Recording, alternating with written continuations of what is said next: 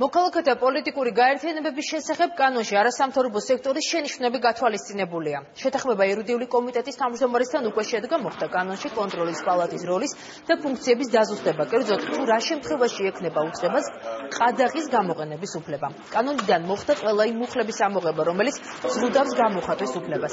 შეთანხმება ვერ იქნა მიღწეული კანონის 27 მუხლთან დაკავშირებით, რომელიც ამომრჩეველთა მოსყიდვის დროს სისხლის სამართლებრივ პასუხისმგებლობას ითვალისწინებს. მოქალაქეთა პოლიტიკური გაერთიანების შესახებ კანონში შესატანი ცვლილებების განხილვა უკვე კომიტეტებში გაგრძელდება და მისი მიზანი პოლიტიკური პარტიების დაფინანსების საკითხის მაქსიმალური გამჭვირვალობაა.